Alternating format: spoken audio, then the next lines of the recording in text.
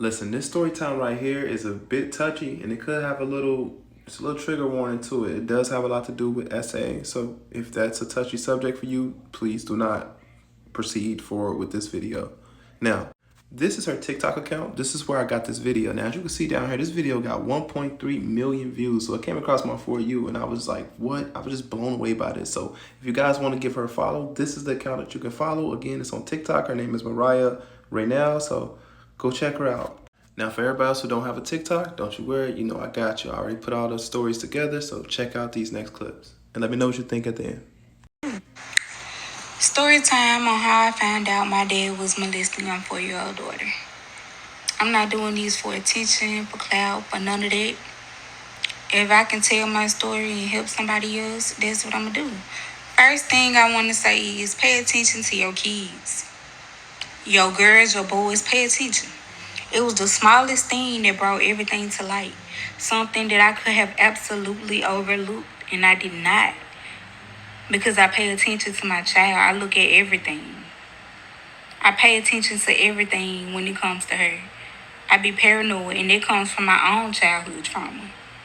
But anyways, so my dad lived about 2 hours from us. I had just finished school, and I was about to start my extern. My husband worked during the day, and I needed somebody to watch my daughter while I did my extern because she wasn't in school at the time. So my husband drove 2 hours, picked my dad up, brought my dad back to our house. So I started my extern. Everything was going good. Y'all, I ain't never told nobody this, but I was already paranoid. Like, it was something. I was paranoid that whole week. It was like little small stuff that was being done that kind of had me uneasy. But okay, so the first thing was one day my husband was about to drop me off at my extern. It was like 8 in the morning. My daughter was in our room because my dad was in her room. So my baby was in the bed asleep. My husband and I, we were leaving the house, and we were outside, I want to say maybe 30 to 45 seconds, because my husband, when we got in the car, he realized that he left something. And he got up to go in the house, and when he got to our bedroom door, my dad was at the door. Mind you, my baby's in there asleep. It's like 8 in the morning. Before we left out the house, we told him that she was sleeping.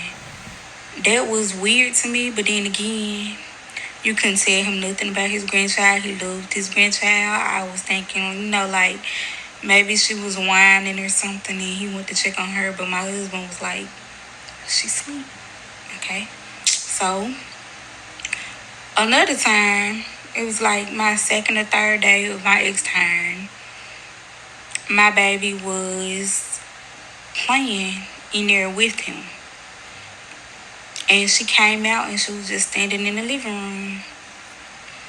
And I could see his shadow in the hallway, like with his hand, he was like beckoning her to come back to where he was, but he would never say it out loud, which was weird because if you just call her name, but it was like he was silently beckoning her, like he didn't want us to hear or see that he was calling her in the back where he was. Okay. After that, I don't know. I think I wasn't even a week into my extern when we found this out. Like, okay, he was doing little weird stuff, just weird stuff. And mind y'all, like I said, I lived with my dad my whole life. He got a bunch of nieces, a bunch of granddaughters. Everybody loved him, man. Ain't nobody ever said nothing out the way about him. No rumors. He ain't never did nothing to nobody. Like, he was just a host of fun. Everybody loved him. Like, that's why I'm shocked and hurt, like, to this day. Like, it still bothers me every day. But anyway, so one day, my baby, she came in here, like, she was still, like, at night, she was, at the time, she is still, like, with the bed. So, she had on a pull-up because it was nighttime and she was getting ready to go to bed.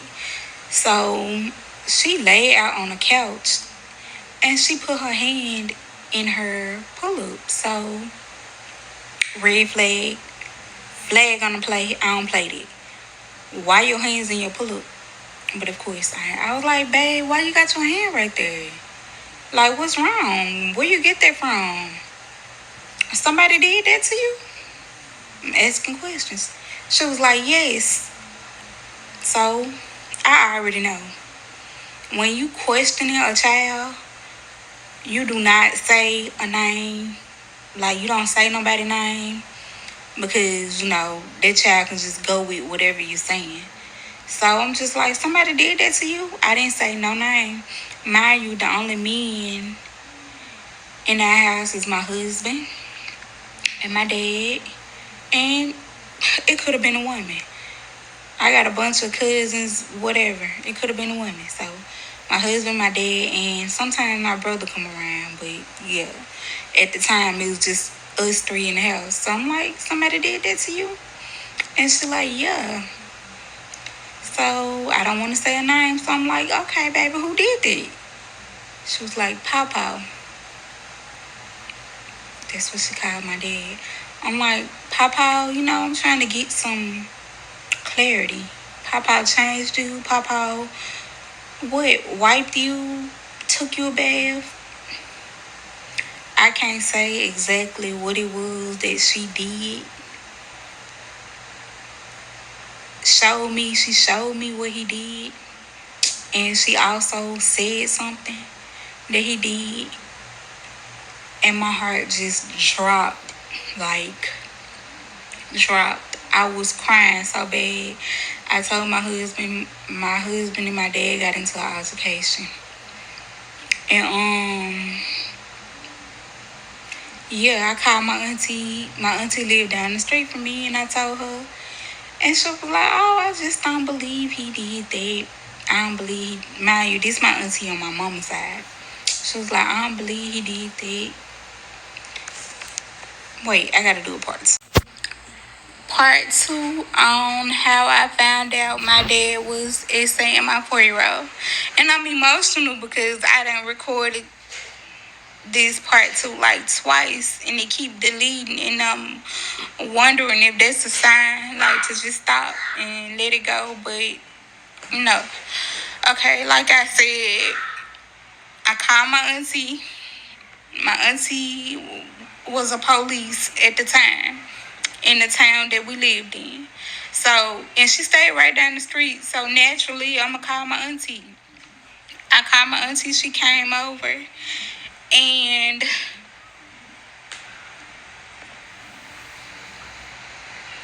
I don't know if it was because I had just broke down crying or because my husband and my dad had just had a argument and was yelling. But when my auntie started asking my baby questions, she would not answer the questions. And my auntie literally told me right there in my face, like, okay, I don't believe this. And it's, my auntie might see this. Auntie, no hard feelings, but yeah, that hurt me. Anyways, so I'm getting emotional, y'all. Hold up. Okay, so my auntie said she didn't believe it and told me to take my baby to the hospital, which I was going to do anyway. I didn't see anything, but I still wanted to take her to get checked up. So we took her to the hospital. When the doctor came in, she told us off jump, like, usually you don't find no type of physical evidence with cases like that. But my baby ended up telling the doctor the same thing that she told us. And they called, okay, we went to the hospital in Memphis because it's the closest hospital to the children's hospital. in Memphis. It's the closest children's hospital near us, even though we stay in Mississippi. So they end up calling the police from Mississippi, because that's where we live, to the hospital in Memphis. And the police that call, that's the station that my auntie work in. So they came, took our statement, and the doctor had just told us that she saw something, and it could have came from constipation, like some strain with constipation, or it could have came from something else. And they could have taken her somewhere else and did an invasive testing, but it wasn't recommended. So I told my auntie that. And like I said, the woman wasn't sure where it came from. And I didn't want to do the invasive testing. So, of course, that's not going in nobody's paperwork or whatever. So my auntie was getting access to the files or whatever. So she called, like, talking about she didn't see anything about, what I had just said. Of course you don't see it. We don't even know if that's where it came from, That upset me so bad, because you don't believe her, and now you looking at files talking about what you don't see. So anyways, they made it to where my auntie couldn't even access those files anymore, because I was so upset. And hardly nobody. Well, at first everybody was like, "Oh, that's so sad, and he wrong for that." But a year later, everybody his best friend, y'all. Everybody his best friend. Everybody, I talk to him, and he miss y'all, and this, that, the third, y'all. My family, my mama people. Oh, you don't think she got that off YouTube? What's YouTube? Yeah, that is so hurtful. For people to doubt your child, that's hurtful.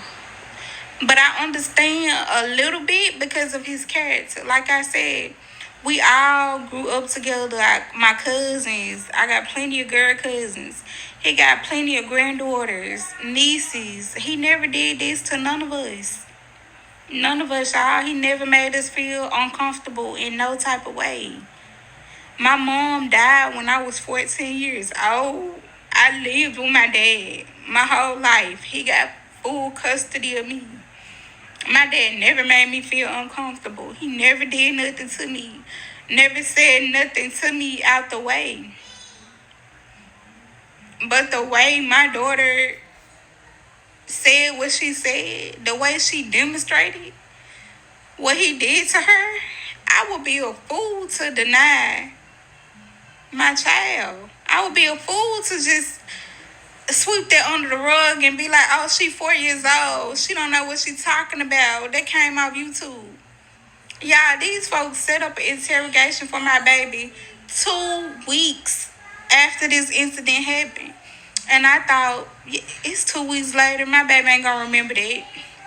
Y'all, when there's some truth to what your child is saying, one thing about it, when you lie or when you being untruthful, you gotta, it's hard to remember. But 2 weeks later, my 4-year-old went into the interrogation room with the police, the CPS worker, and the child therapist and repeated the same thing. She even told them stuff that she didn't even tell us because she was afraid to tell us. 45-minute long interrogation 2 weeks later. She did what needed to be done. That's the exact thing that the CPS worker said to me when they came out of their room. She was like, she did a good job. She said what needed to be said. They sent that tape over to a grand jury or something like that, y'all. That was a year ago. I don't know what's going on. So I've been messed up. I can't lie. My dad was literally all I had. All I had. My best friend, literally. So the fact that he did this to us, and I gotta sit up here a whole year later, and my baby come to me and she say she miss her papa. My baby want to see him. She wants to go to his house. She want to know why he didn't just apologize. She said, Mama, why didn't we just let him apologize? Why didn't we do that in the first place? Why he couldn't apologize like a real friend do? I had to explain to her, it don't work like that, baby. What he did, that's not right. You can't just let somebody do that to you and forgive them. She don't understand. And I'm fighting with this every day because not only did this happen to my child, but I lost my best friend in the midst of that. Because if you know me, you know that my daddy was literally my best friend. I'm talking about on the phone 4 and 5 times a day. Like, that's what kind of bond we had. And people want to know, like, why I be so angry at my family. Like, why wouldn't I be? I'm getting emotional. I gotta go. I just want to start off by saying that Mariah, she did everything that a good mother would do in this situation. Like, I am extremely proud of how she handled the situation, because a lot of family members would have just swept that under the rug like his sisters was, and they would have just let it be bygones. And that's what I find extremely crazy, because some people don't want to go against their family. So big ups to you, Mariah. One thing that did throw me back, though, is when she said that all of that evidence was sent over to the grand jury a year ago. Until today, nothing has come of that case. That is extremely crazy to me. What do y'all think about this situation? I know it's pretty long, but if you've made it this far, thank you. Don't forget to give her a follow to check out more of her updates, because this is truly heartbreaking. But what do you guys think? Let me know in the comments section.